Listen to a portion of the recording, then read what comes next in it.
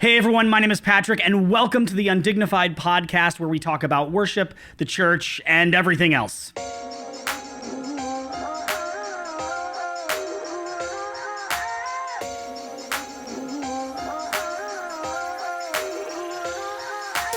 I am so excited about the conversation I get to have today because I'm talking with my good friend David Gungor. Now, that name may sound familiar to you because David is the lead singer of the band The Brilliance, which writes amazing music, but he also, just like me, is a local worship pastor in New York City. And so much of what he has to say is challenging and thought-provoking, and I loved this conversation, and I think you will too, so let's get into it. Welcome everyone to the Undignified podcast. I am here with my good friend, David Gungor, lead singer, songwriter, The Brilliance. How are you doing, man?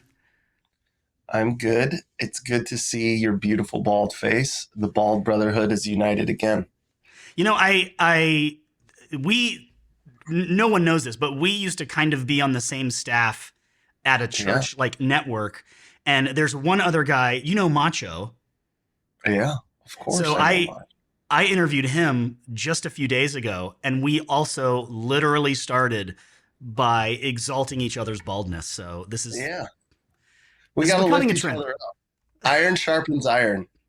Yeah, it's a blunt iron, but it is sharp in other ways. I have no idea where I was going with that. I have so much that I want to talk to you about. I want to totally respect your time and ask you a few questions about what you have going on and some thoughts you have around worship and church and things like that. But first, can you just give us like the quick, where you're at, what you're doing, what you're working on, what you're passionate about, how's life, just wherever you want to take it. Yeah, so thank you for having me on. I respect you and love you, and I'm grateful to be here. I am sitting in New York City in the basement of General Seminary, which is where the church that I work at called Good Shepherd meets. It's in Chelsea, 21st between 9th and 10th. I live here at the seminary in an apartment with my wife and our 4 children and our dog. And we also are a part of a community here with lots of other families. And my wife works at the seminary part-time and at the church part-time, and then she also teaches violin. And then I play music. I have a studio. I have a band called The Brilliance. I also do a thing called Good Shepherd Collective, which was kind of birthed out of the pandemic in our digital church, which I have a studio down here in the seminary. And then I also work part-time for an organization called Telos, which is a peacemaking organization. Wow. That's based in Israel and Palestine and in the American South and in Washington, D.C. And yeah, we used to work together a long time ago, and we've been in New York now. You've been in New York a lot longer than my wife and I, but I think we're coming up on 9 years, which is pretty fun. And where are you from originally? Originally from Wisconsin. My dad was a pastor, he grew up Catholic. My mom grew up Catholic, and then they were like Jesus movement people. Yeah. And then they were Word of Faith people, Pentecostal. They've gone through the full gambit. My dad is now a bishop in the CEEC, which is Charismatic Episcopal. And then I have 2 older brothers and 1 younger sister. We're all across the country, but we were originally from Wisconsin. And I've been in New York for the last 9 years. Are you fully in love with New York? Are you just having the time of your life? What's it like for you being in the city? Yeah, it is the best of times and the worst of times, always. It is so hard. And anyone that's like, why do you live here? You want to tell them certain expletives. Like, You don't know, get out of my face. So my kids love New York. There's really seasons of doubt about New York as far as like just the rhythms of how hard it is with children.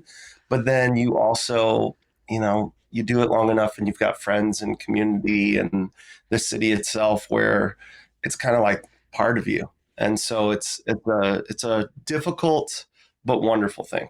I mean, as one of your songs that I actually just listened to before this podcast is titled "Give Me Doubt," which has to be like the New York anthem. Yes, Yes. In New Do you York. like I how like that. do you like how I drew that bridge just right away? That was such a great bridge. That song was actually, this is a name drop of name drops, I'm ready. was get ready for this, but we were with a lot of other pastors that we used to work with in the Vatican with Pope Francis.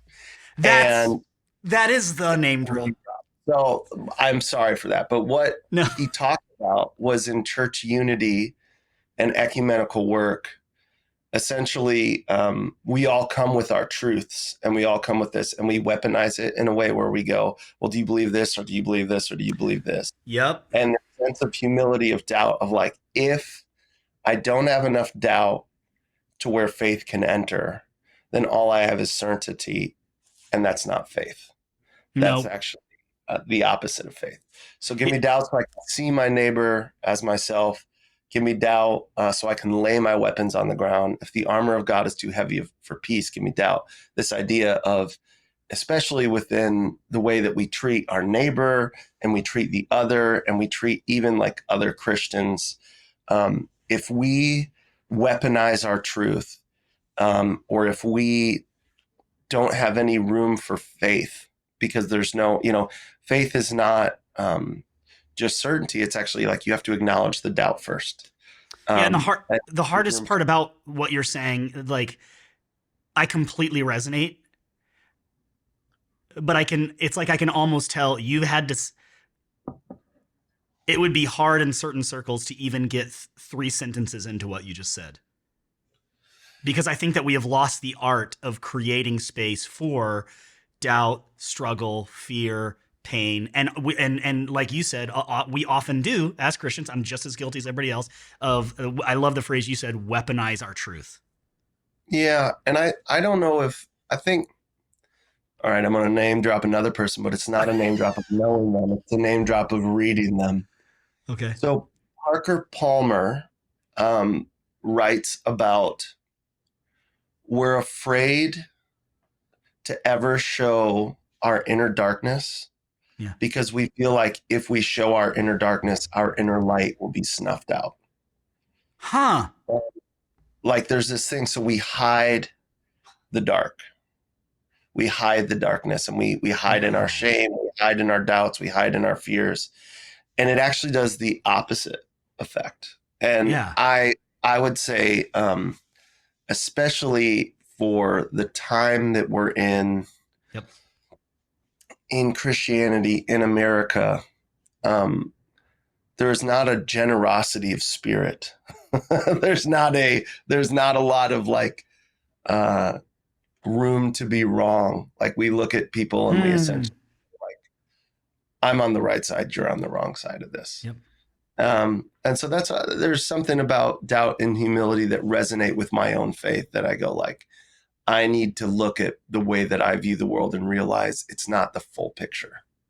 And no one has the full picture except for who, right? Like, yeah. I see through, if Paul's language of like, we only see through the mirror dimly, right? So that's really interesting. And so much of your songs, I think, I mean, it's like it's almost as if in this conversation, like the 2 minutes we've been talking, like you're already like, it's as if you're living out your songs, or your songs are not just let me write something that's a banger. You're actually writing something that out of your own personal experience, because you talk about neighbor, you talk about doubt, you talk about, I mean, the song Brother, it talks all about, looking at your enemies, kind of reaching across the aisle, reaching across that dividing line. I think that's amazing. Is that something do you battle against trying to write something that is that resonates with where you're at versus something that people will listen to, play, share, etc.? Is that, as an artist, is that something you battle against, those two, or can those ideas live? Can they coexist? Do you battle against it? What's that like for you? I appreciate that question. I think for me, songs that I write usually have like a place for a set and setting and a context in which I write them. So Okay. I don't personally write songs right now that I'm trying to like have widespread Mhm. sung by a lot of people. That'd be great money wise, but it's not my goal as far as like this the art that I try to create. Yeah. So what when Brilliance was first birthed, it was birthed out of a relationship of me and my best friend made music together before ever making music as the Brilliance. We had kind of like sad love songs that were Yeah. like uh, terrible, like college. I say terrible, but I also think they're kind of awesome, right? Like Yeah. they were something where it was like, it was fun making music together, and was very raw as far as like song structure and the way that we would approach the music. And then Yeah. he went to college and I went to college, and we were, I got married young, and we kind of followed like like, we were in the same river, and then like the Delta hit and all the different like ways that that spreads. Like we went different paths, even though we were part of the same river, where he kind of went into an agnostic atheist phase and kind of Yeah. went way more liberal. And then I went, like, I worked at conservative megachurch and was married really young, but we were still like best friends. And I asked him at the time, I was starting to get my own faith into a more moving from that larger conservative megachurch background of like American evangelicalism into a different, I would call it now, and I didn't know necessarily what it was, but a more like kind of Canterbury Trail, like moving towards a more like, I wasn't sure. I read a lot of like Catholic theology, a lot of Orthodox theology, and then eventually kind of was like, oh, I really actually resonate a lot with like an Anglican Yep. um, like spirituality that had some different like language to it. And so I wanted to dive into liturgical art, and I called my best friend who was studying composition, specifically like arranging strings and that kind of thing. And I said, hey, I want to do this record. We got together with each other, and then my brother Rob, who was an atheist, and but he grew up in church, and we just got on a boat on the Lake of the Ozarks. And I remember the first song that we wrote was "Open Up," and one of the things was like, could they sing this? Could they sing it like honestly, as wherever As they in both. your friends who were in a different faith spaces, you mean? My brother and my best friend. Yeah, they Yeah. were in totally different spaces than me. But could we all sing that together? And we said, Wonderful. yeah. Like we all three were like, yeah, I can dig that. There's something about. So for me, in a sense, it's like very evangelical, not in the sense of I'm trying to win them to something, but it was, can can people who come from a different place, can they come in and see it's good? Can they see like, oh, that's good? And so we wrote our first record kind of honestly together around that. And then that opened up some doors to, uh, we we ended up writing some liturgical music, did like an EP around Advent and Lent. And we loved diving into the stories, and they could dive into the stories, like approach. There was room for them to approach it from where they were coming from. Um, and then during that time, it was interesting because once again, the river like would meet up again. And John started, it was funny, like later in life, he's gone more conservative. He's definitely, I wouldn't call him like a straight up conservative, but he's like, it's funny how that goes, where you're like, oh, he moves towards, again, kind of a place of like, um, he attends church and he does those things. And I would never have thought that would Yeah. be John. Like, it would be like, what? But in order for him to do that, what's interesting is, I would say, is that professionally, especially for the story just of the band, it started as liturgical music. And then I played some music I ended up playing in Israel and Palestine at this like festival for peace. And it was in front of mostly a Muslim audience. And there was also Oh. some, not many Christians. And I played some Lent music. And it was really interesting to see a really like big response from that. And I had, from doing the liturgical stuff, a lot of times we'd have Catholic people come up and be like, I love that you're writing such great Catholic music. I'd be like, thanks, I'm not Catholic, but I thank you. Or they'd say, we love that you're writing such great Reformed music. Yeah. And I would say, thanks, I'm definitely not Reformed, but thank you. And there was this part where I liked, the thing that I liked about the early music was it was bringing different types of people together. And Yeah. that's when we said, well, actually, what we really want to do is not just make like church music. We actually want to make art that inspires empathy. And so the first step for us was learning how to listen and then creating art around empathy. So then we started doing these suites. The first one was around DACA Dreamers. The second one was around is this the end of the world kind of anxiety? And it happened during the year of the pandemic. And then we're about to release our third one this spring. So that's for Brilliance. And then on the other side of it, we have, especially for church making music, which I think is the majority of like what this podcast would be about.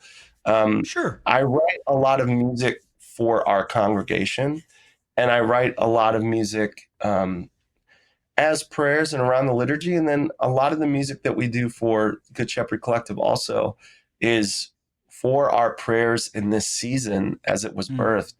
A lot of it was around our imagination of like, how do we prayerfully lament and prayerfully protest and prayerfully, all the things that were happening during the pandemic, from you have disease, you have war, you have George Floyd and everything that was happening with race in America and Black Lives Matter and all these things. And how, instead of looking at it and going like, hey, we need to like, this is the side that you choose, or this is the narrative that you say, like, how do you see humanity and look prayerfully of going like, what is our posture as a church? And so a lot of the music was birthed out of that. And a lot of the music then even for covers and stuff would be, we really focused on a lot of soul music from like the 1960s because you're like, oh, this is not the first time that there's been uprise with civil rights. This is not the first time that there's been war, the first time that, right?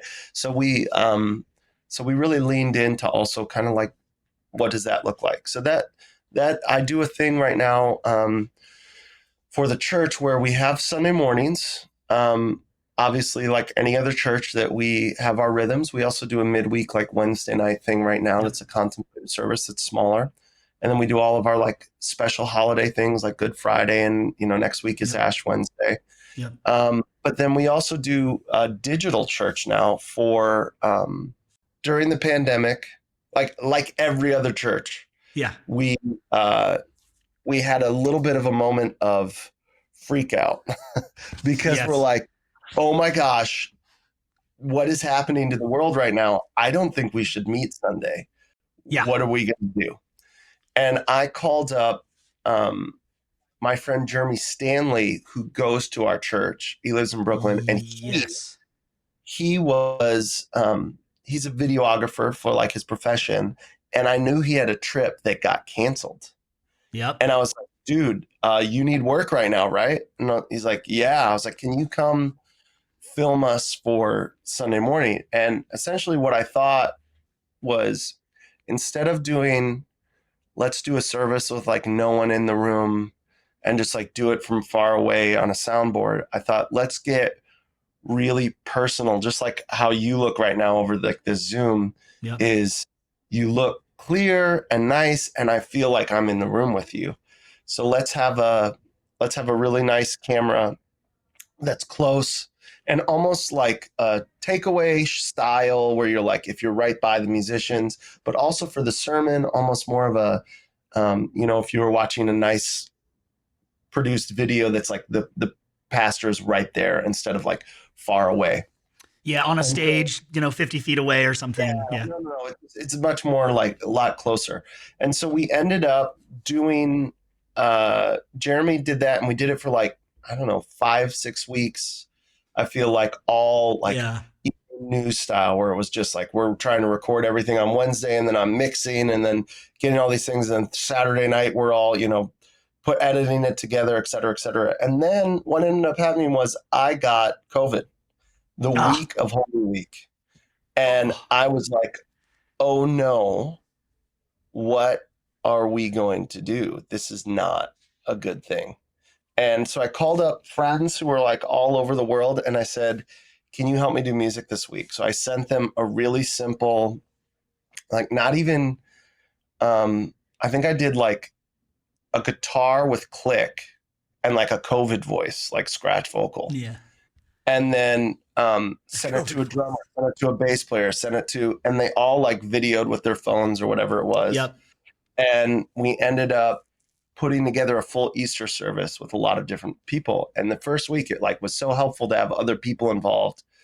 And at that point in the pandemic, we no longer could, at first, the first few weeks, we could meet together in New York because it was like, if you were coming together for certain things, you could meet. But then there was a certain point where we learned like, actually, you can't meet at all. You're just like total lockdown. And that's when we really started moving towards involving a lot of people and having send them in stuff. And it was great because like my entire like music budget and budget for the church, like moved from an in-person type thing to a Remote digital thing, yeah. remote thing, which was great because we started doing for musicians and things. We did these grants where it was like you didn't even have to go to the church. We just were like, hey, we know that in New York it's a gig economy for so many musicians. Yep. We were like, if you're in need right now because you're out of work, we have a grant where it'd be like they'd send in, I just need help, and they'd get $1,000 for groceries and to help rent. And that gave us a lot of favor. Favor is such a weird word, but it was just like people were kind because they were like, oh my gosh, a church is like helping the arts, which really, really, really helped as far as like we could ask for video things pretty cheap and people were excited about it. And there was like a generosity of spirit is what I should say, like generosity from the church, but also back towards the church. Do you mind if I say something real quick? I love that you're actually talking about this because one of the questions I did want to ask you is like, over the pandemic, like I did the exact same thing.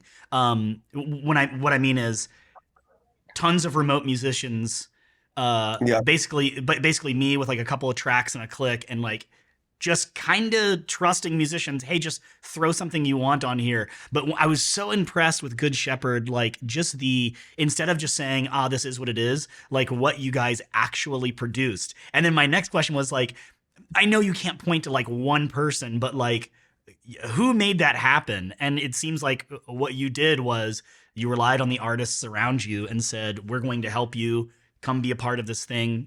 It's not about this thing. We really do just want to help you. But as a part of that, come be a part of this thing and let's see what happens. I think that's amazing because we do, in my experience, I'll say, I think that sometimes the church can be a place where artists are taken advantage of or just expected to produce in a way.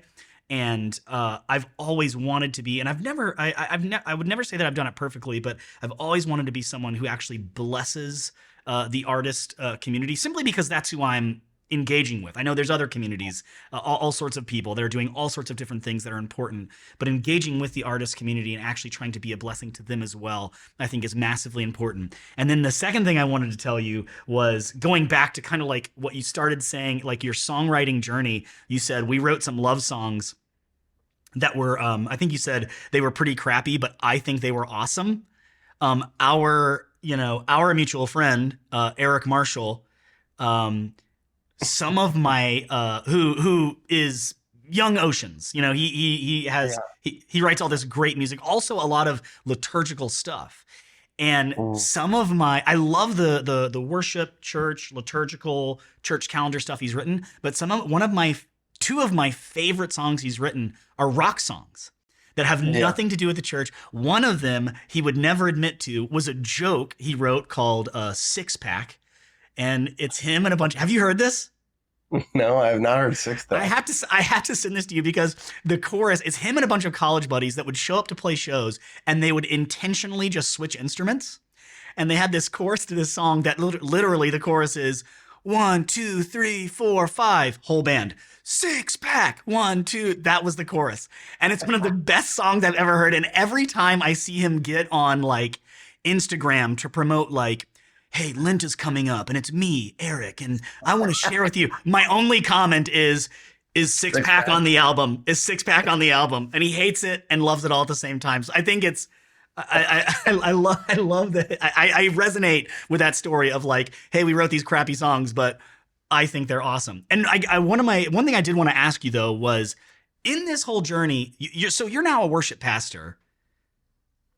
Was that a goal or did that just kind of happen? Yeah, you have this whole songwriting journey.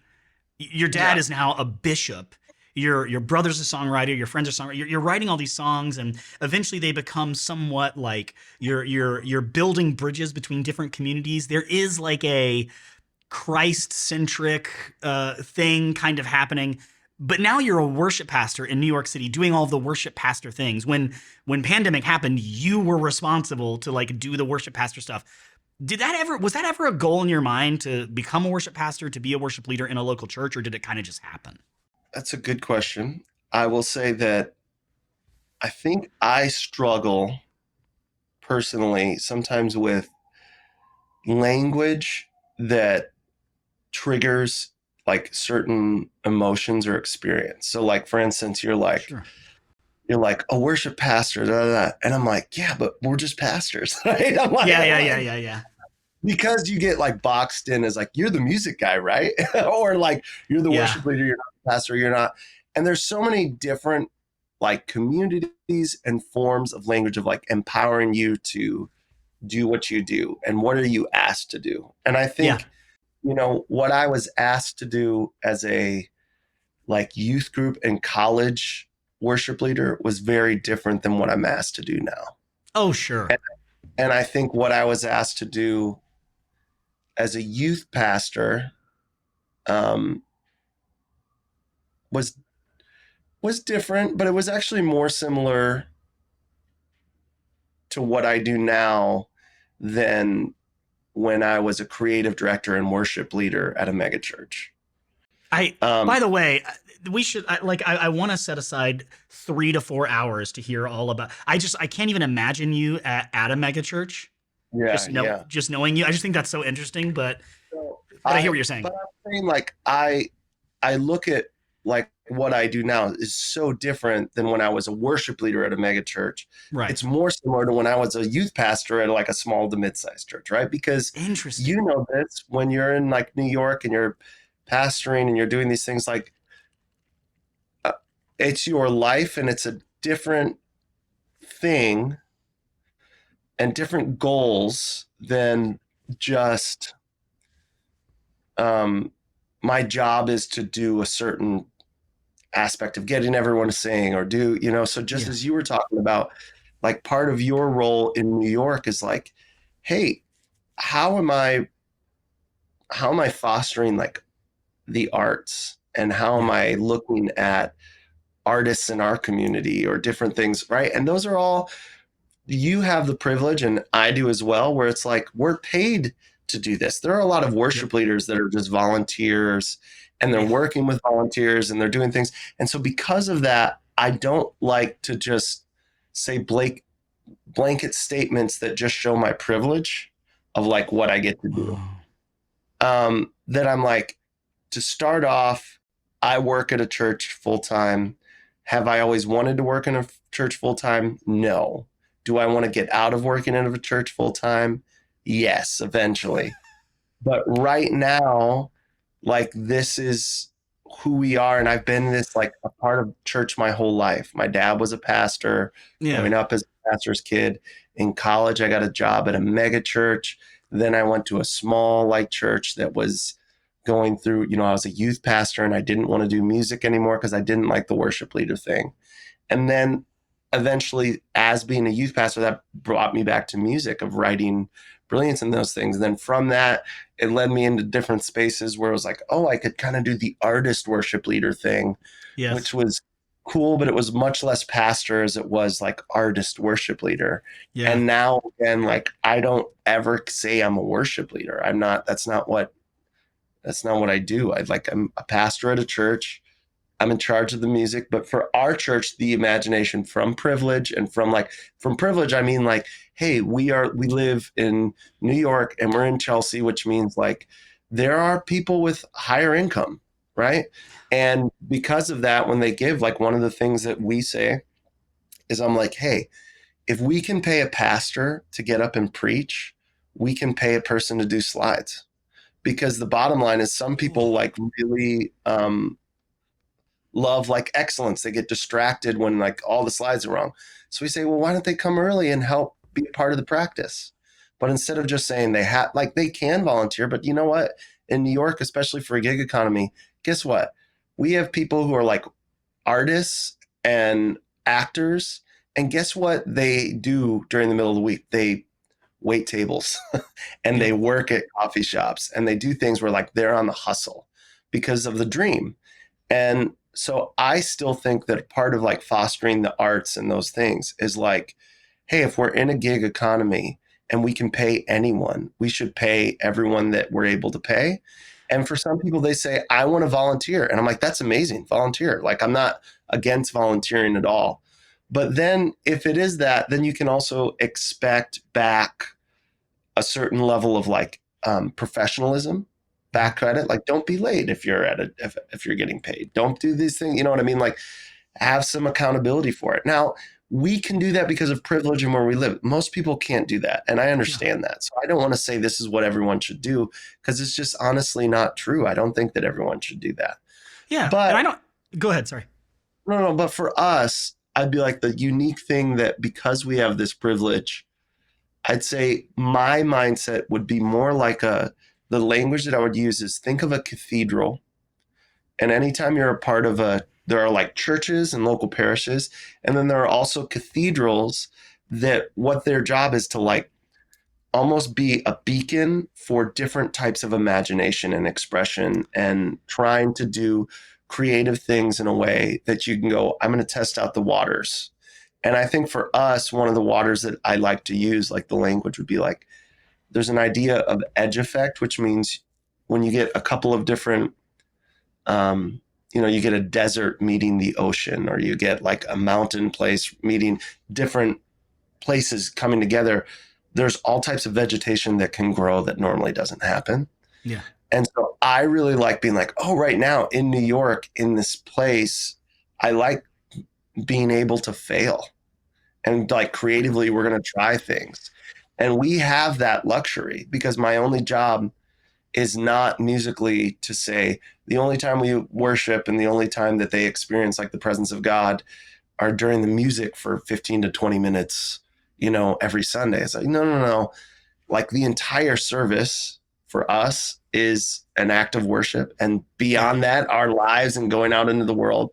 But for us, the high like water point of the service is the Eucharist every week.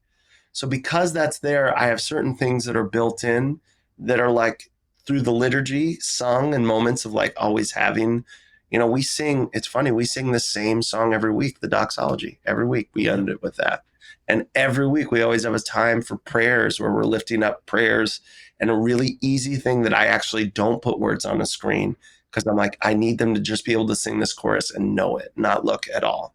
But because I have those moments built in, then I can go, I want to be really creative and poetic and write songs or have moments where like they sit and listen or they're engaged in the music in a different way.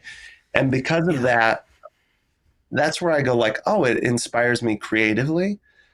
So that as an artist, how do I hold in two different tensions? My job is in New York, specifically my set and setting is to first be a pastor, which means I still do weddings. What I do is greeting people and saying goodbye is more important than me singing the songs. Like doing things where I'm like, oh, I'm personable. I'm a part of the community. Is it my community? I live here. I'm a part of the community. I've always had a rule for myself, and this is not as an artist or anything, but it's like if I was gigging and I could be back, I would come back. So it'd be like I took many red-eye flights back. Why? Because it was like I felt I worked at a place and it was really important for me to be. Now I don't gig as much because of the pandemic and like everything that is. And Brilliance has really moved towards more than just like studio stuff. Yeah. And I have kids and I have those things. So like now it looks different and there are different expressions for that. And it actually gives me more freedom to say, because I don't gig as much, maybe I should take Sabbath and rest and not lead or, Yeah, you maybe we know, should take Sabbath. Imagine that. yeah, well, I mean, like, and by Sabbath, I think you need a regular Sabbath weekly, but also, which I'm not good at all. No, But what I would say nobody is is. like taking vacations and rest with your family and, like a normal job. A lot of times I think, this in ministry world, um, the spirituality nature and the nature of like your job and vocation, sometimes it gets really messy with your family where with like church things. And so Dude, like for me, boundaries are so important. that's a whole nother episode for me because Yeah. I like I'll just tell you a quick story. I remember when we first moved to New York and we're planning churches, and which that's where I met Michael, who works alongside Mhm. you. Which, by the way, I'm really upset that Skinny North hasn't been featured on any Brilliance albums. Um, Yeah. if it could happen, it would be Yeah. nice. I'm sure. That's an Uh, inside for those who don't know that Michael grew up in Memphis as a white kid playing basketball, and um, many of his African American friends would make fun of him because his nickname was Skinny North as a rapper. So and when I texted him recently, Skinny North, his yeah, only response was to correct me. It's actually Skinny North, and I said, yes, "Got it." exactly. But and now I've completely lost. Oh, family. When I first moved here and we started planning all these churches and it was like really exciting. I remember the day my first son was born, and obviously, and I set up things for me to be able to be away. But on the way to the hospital with the car seat to pick up my family, my priorities were so out of whack that I actually stopped by church just to make sure things were okay. Mm, And there is that mentality, like, and that was 10, no, 15 years ago. So obviously things have changed since then. But like, yeah, I think there's a massive shift that needs to happen. Not everywhere, because some people do this well, but like where your family is your first ministry. And I think, and one thing I wanted to ask you, so that's like a whole nother, that's like a whole nother can of worms. But one thing I did want to ask you that's really interesting that I was thinking through as you were talking is you said, uh, do I want to work at a church or do I eventually want to work my way out of the church? yeah, Yes. That's an interesting thing for a ministry person, for a pastor to say out loud. And like just one practical question I had for you is, I don't think that's wrong, and I'm sure it's something that Michael knows, the pastor of Good Shepherd. And I'm wondering, like, what's it like to be a person that, and I'm going to use the word tension, not that there's tension between you guys, but what's it like to live in that tension, to be like, yeah, I'm okay saying out loud that this is a season of my life. Christians love to say the word season. I'm okay saying out loud that this is a chapter of my life. Is that a conversation that you guys had ahead of time before coming to New York? Is that something that you guys talk about frequently, or maybe not at all? What is that like for you? yeah. Okay. So one, what is music? Tension. A chord, like any type of anything would be like that is the definition of like if there's not enough tension, what's going to happen to the string? It's going to go down to where you can't even hear the You can't frequency. even Too hear it. much tension is going to pop, right? So like I um well, I'm going to just do another name drop at you. It's not that I know the I person, love it. but you're like, I think that many times Christians and Christians who don't deal with tension often or don't deal with tension well. So it's not just Christians, but people. They think that peace is the absence of tension. And like Martin Luther King Jr. says, peace is not the absence of tension, it's the presence of justice. And I think that for most of us, we think, oh, if there's tension, something's wrong. I'm like, no, no, no. Tension is beauty. Get it out there. Just like the darkness thing where it's like, you're afraid to say like, I don't know, these are my insecurities, this is where I'm at. One, it's not bad to have season, like think about like what are you going to do this till you're 95, like we're all just holding on to certain things. It gets weird, it gets out of whack. Think of like with your Yeah. kid, they have to become adults and you move into a more friend space and then into like a Yeah. grandfather space and then into like old sage space, right? Like Yep. there's something of like that's beautiful about that. And I think Yes. that sometimes we get afraid of naming, um, like we think that either the ministry or life that we're a part of, our egos need to hold on to this idea of like, for this to survive, I have to still be here, which like is not true. And second is your the like odd, weird ministry thing of people somehow saying things like, you're with us for life, you're doing these things. And it's like, what are you talking about? Like, Yeah. are you it's that's just cult weirdness, bro. Like that all that I'd be like is just be like, okay, is it about the people? Is it about you? Your spirituality is not about doing. It's not about doing this thing where you're like just getting an award because you accomplished something. No, it's about being. And so Yeah. like, am I concerned about Patrick being the best dad he can be, being the best Yeah. Patrick he can be? And there are going to be seasons where like you're going to get a different job, or you're going to go through a different time in life where like you move from the lead singer to the producer, or you That's leave from, like that's normal. That's good. yeah, that's I found myself once in the past couple of years saying out loud, I kind of just looked around and at some point realized, like, if you just think about what I do, it would be really hard for you to find a 65-year-old doing it. Mm-hmm. And I kind of came to grips with the reality of like, where am I going? Like, what am I doing? So it's really interesting that like you and I are both not old guys, but it's really interesting. We've got some life experience. We're somewhat young to We've have that. aged like fine wine. Say again. We've aged like fine wine. Oh yeah, fine Oh, wine. Fine wine. I get better with time. Um, we've come to hear someone say out loud in the church, like, "Yeah, I may not be here forever," is almost it's in Western, especially evangelical spaces. My experience has been that you don't often hear that. So to have like a perspective of, yeah, this is probably going to be a certain time in my life, and I who disagrees with the fact that I should grow out of this at some point? Like, really think about it. Oh, no one? Okay, cool. So this shouldn't be. Obviously, we should be, have mature conversations and have plans in place and not leave people in the lurch. But to have that perspective where you're able to say, yeah, I'm probably going to grow out of this. I'm going to season out of this. I'm going to move to a next chapter. It's really interesting to hear someone say out loud, because a lot of my friends in mega churches and other churches and denominations and independent churches, you don't hear that language often. As a matter of fact, if they want to grow out of a role, if they want to move to something else, it often happens secretly. yeah, and that's where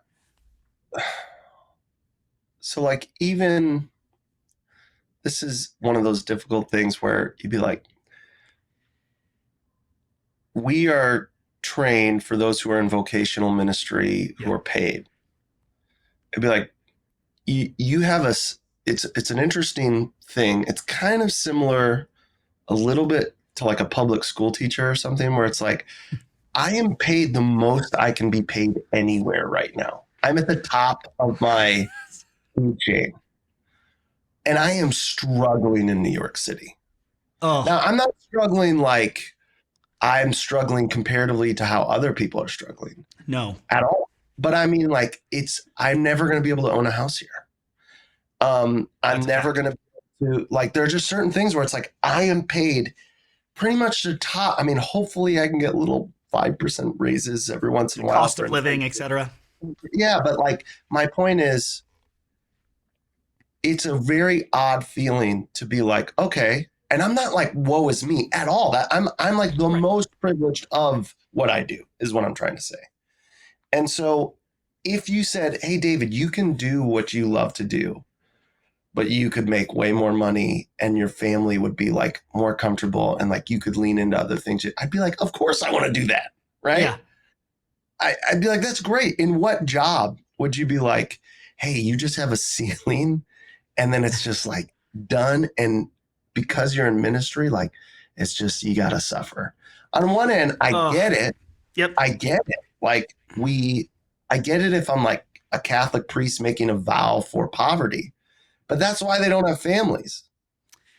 Did your kids make the vow for poverty? Like, thanks, Dad. right? So it's like I I don't I'm not trying to say that like, oh, woe is us, we're poverty. Not at all. But what I am trying to say is like, hey, I have to wrestle with the tension and the balance of like, how do we retire? How Yes. do we ever I want to be able to I have 4 kids. I would Yes. love to host them for Christmas when they're coming back from college. Can we I would can love if they ever have like a spouse or children. I would love to be able to be a grandpa. And now, can we pause on the yeah, thank what you said when you said thanks dad. I just think that's so good. I actually, do you mind if I just interrupt you to say one thing?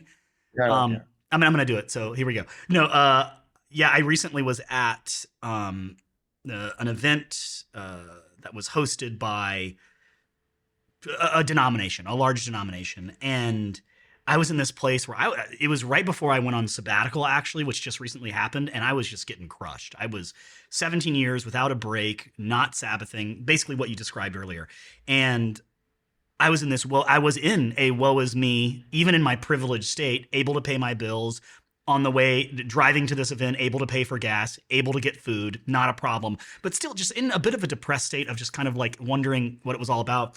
And I met the head of the worship department of this entire denomination. And he said, "Oh, what's your name and what do you do?" And he said, "Are you full time? That's amazing. I so rarely meet full time." And I know you don't like this, but he called me a worship pastor. He said, I Yeah. very rarely meet full time Yeah. worship pastors. And in that moment, it clicked for me that I live in this place where I am super privileged, but at the Yeah. same time, at the church where I was at that time, I had in within a couple of years prior asked my boss, for a raise because he was asking me to do more in this next season, and he said, "Let me go talk to the upper ups," and came back to me and he said, their words to me were, "You are getting paid about as much as we're willing to pay someone in the worship department at this point."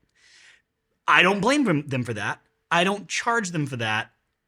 I'm okay with that. But it is a strange, to use the word again, tension to live in, where it's like, hey, yeah, you are basically in the best situation you'll be in at that time where I was, um, and then also going, I don't know if I want more or if I want to change things, and someone going, "I can't believe you're full time. That's incredible." So like living with that ceiling, but also, you know what I mean? Like I feel like it Yeah. kind of speaks to what you're saying. Yeah. I'm just saying, once again, both of us, we live in New York. Yeah, we're paying We our bills in New York City. It's New crazy. York, we're paying our bills. There are people who are hungry. There are people not woe is us at all. We're just No, naming the hey, long term, how do you make this sustainable to where you don't totally burn out? And I right. think those questions we have to be honest with. And you had the privilege of taking a sabbatical, which is It, amazing. Like, what a yeah, place that they gave you a sabbatical. changed my life. Um, a lot of people can't do that, right? They don't have Correct. that. And that's why I'm saying, like, I want to name, we are like two of the luckiest guys that we're the two of the luckiest guys in the world. Like, look at us. Look at Just us. guys being dudes, you know? Guys being dudes here. No, but I so naming the tension of, hey, wherever you're at, it's a weird thing being like part of what we are hired for, and what a weird time to be hired for this job is like we're hired to like bring a certain level of artistry, and that means like keeping up your voice, keeping up your chops, keeping up, like you got to perform, which is like any job, right? You got to Yeah. perform in any job. So like no complaints there. But also you got to be a pastor, which is like a Yeah. different type of job, really. Some It's a pastors, lot of hats, a lot of hats there. yeah, a lot of hats where like some pastors are like, no, they're like, actually, they do it just like similar to us. Some pastors are like, their main job is just to get up and teach in an evangelical circle. Some is like a priest where it's like preaching is the bottom of their board as far as like what they got to get done during the week. It's like, oh, preaching is kind of nice because it's like a shorter homily, or like they don't, whatever. Um, Either way, whatever your priorities are, I just think naming the tension like releases the tension. I think naming wherever you're at of like, this is the struggle, this is where I'm at right now, being able to have an honest conversation. it helps, and you can't do it alone. You need community. So you need Yeah. people to talk to about it. So if that's other worship leaders, if that's people that you work with at your church, if that's a therapist, if that's whatever it is, like you need to be able to say like, here's where I'm at. Because if you're afraid of letting out those fears and darkness and doubts, it will consume you. Like, Yeah.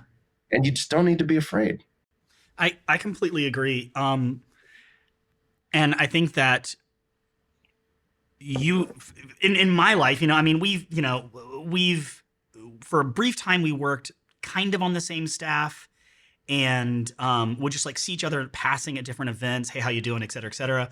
But obviously, kind of like keeping up with what you do, I think you lack fear when it comes to even this conversation about your role, like the issues that you hold close. You've done a great job of kind of exemplifying that lack of fear. And if I could, I wanted to make like a short turn away from our jobs into more of the social justice, equality, some of this. I wanted to just kind of ask you a little about some of the things you've written, if you don't mind. And Mhm. I remember, before you moved to New York, several pastors coming to me and saying, "Have you heard the Brilliance?" Because what the Brilliance does is writes music that's ended up in the church that doesn't sound like anything. Or maybe I should just say, out of my experience, it doesn't sound like anything I've heard.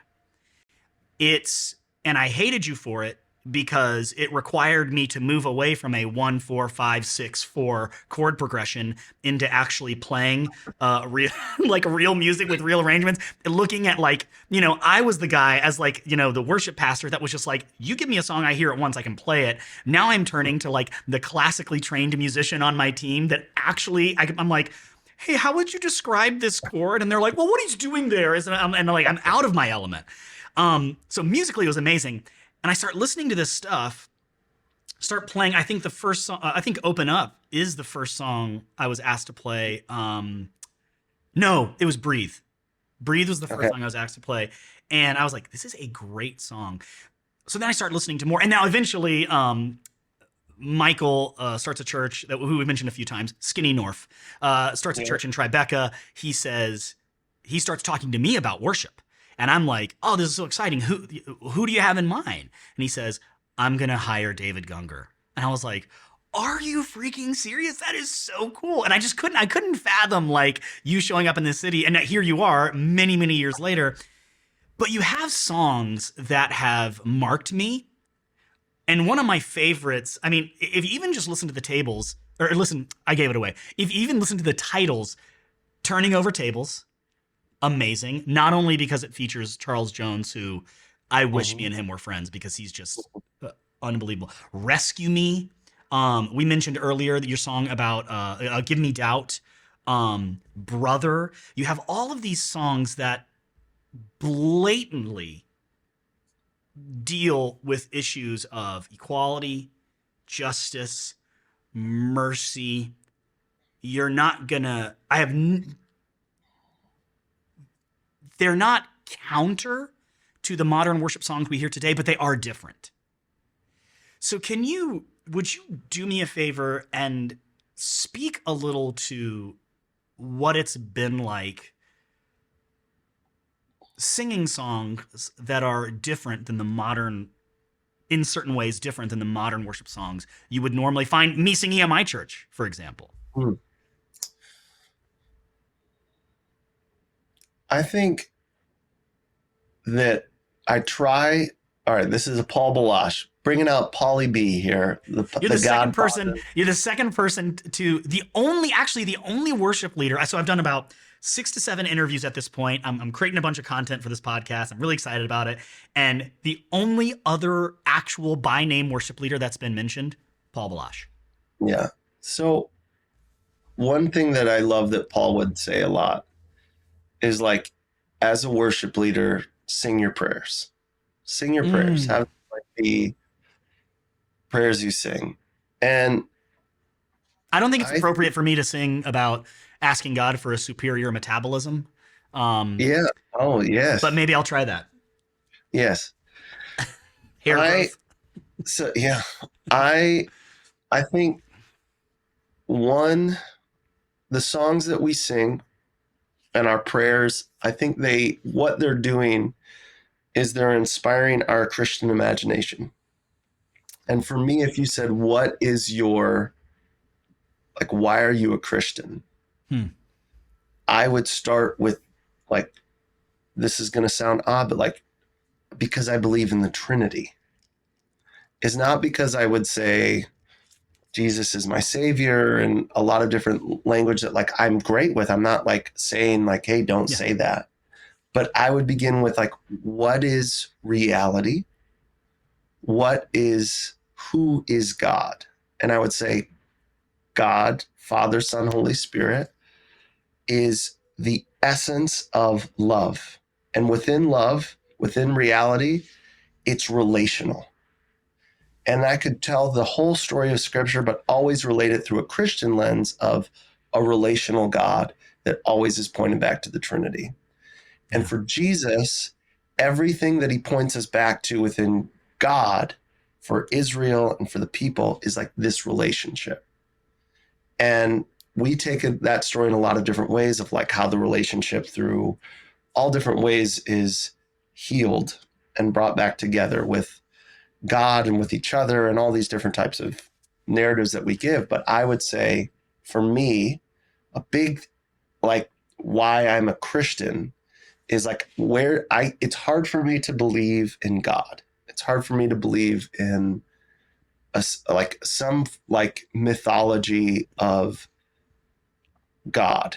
And yet when I encounter the strange presence of love Mm. and the strange, like there's something that transcends that I call like, this is the love of God that is so strange and mysterious and grace and mercy, all these things. And for me, it's always encountered relationally. And if you want to see the face of God, just as Jesus says, like, did you feed the poor? Did you clothe the naked? Did you, right?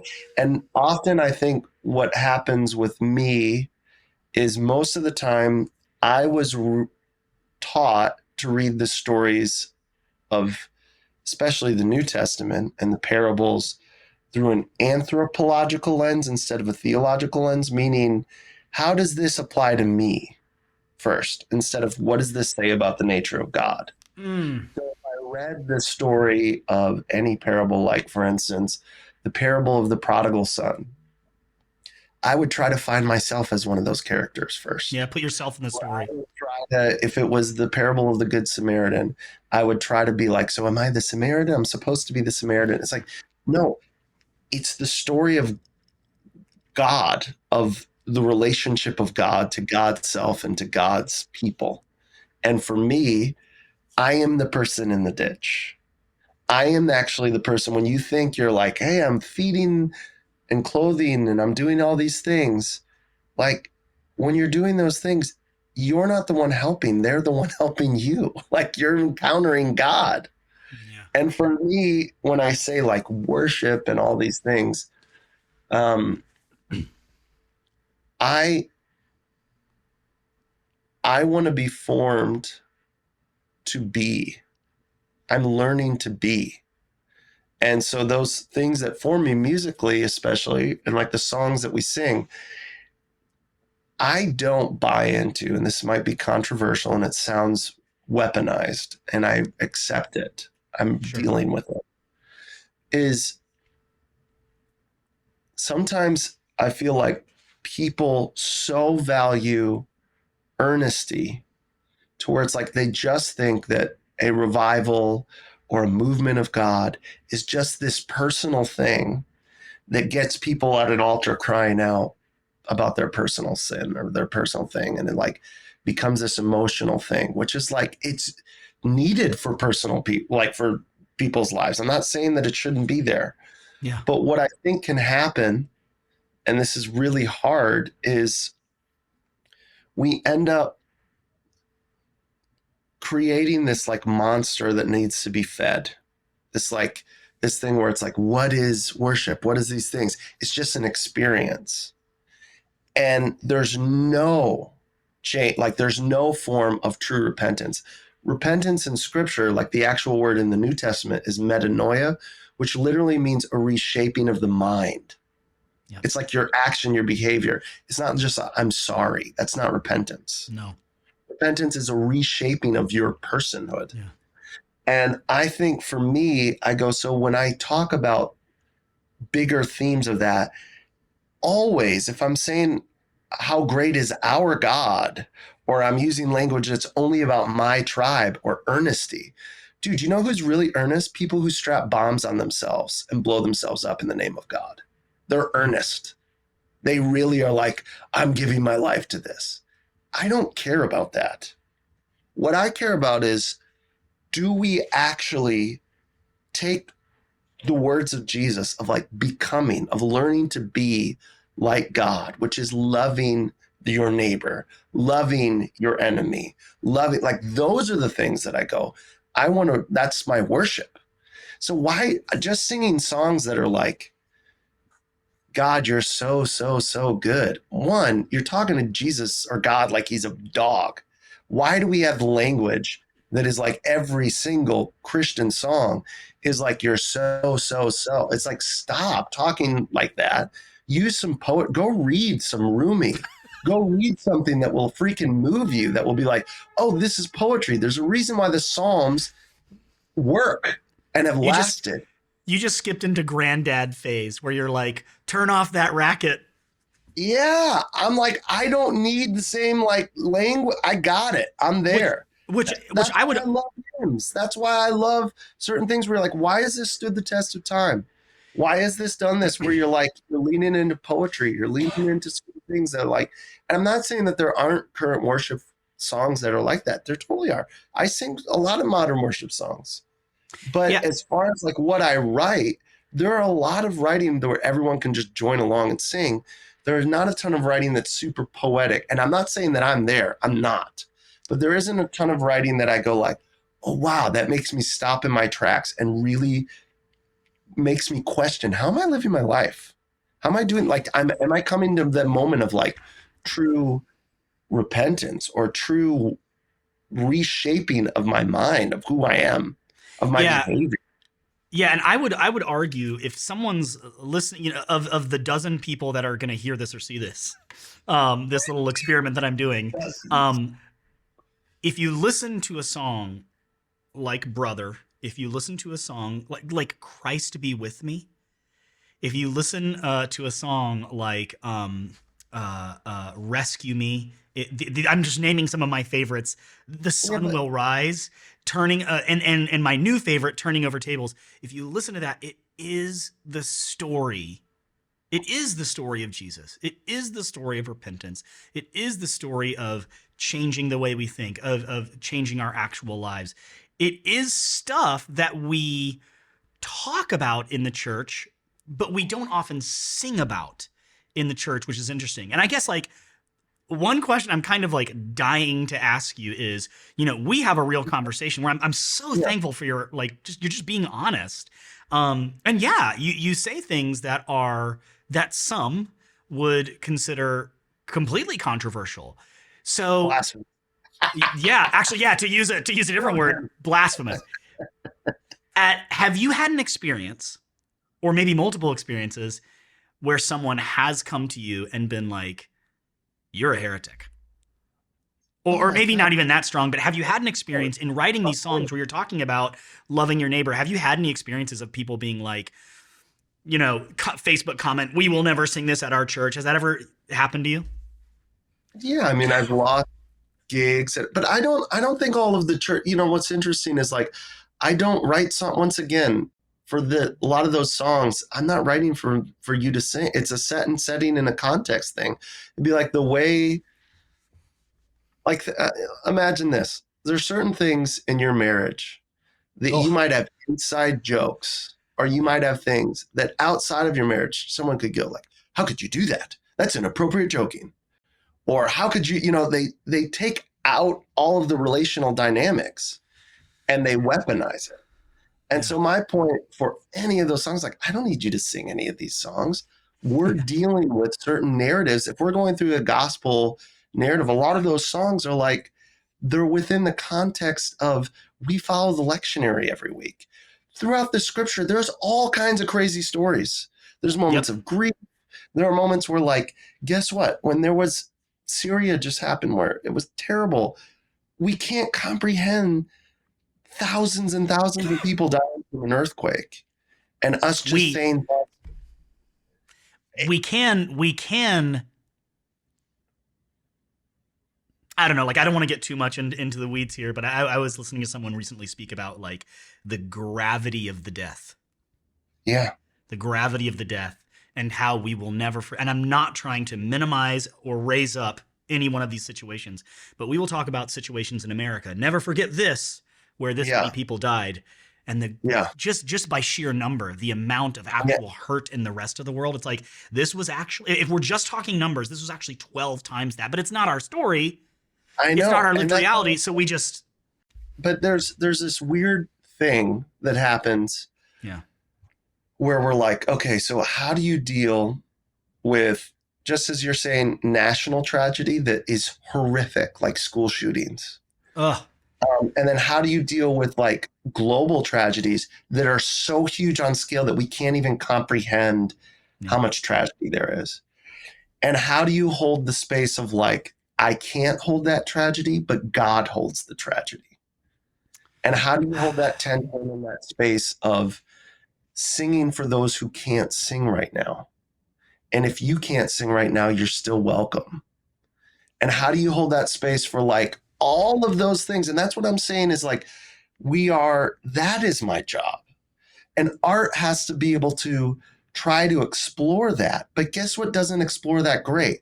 Only songs about victory over the grave. It just doesn't. So David, that's that'll where preach. I'm like, dude, so how do I explore that in a modern sense? And I can do that as a songwriter. I can do that as a performer. I can do that as a curator. I can do that through prayer. There's a million different ways to do it.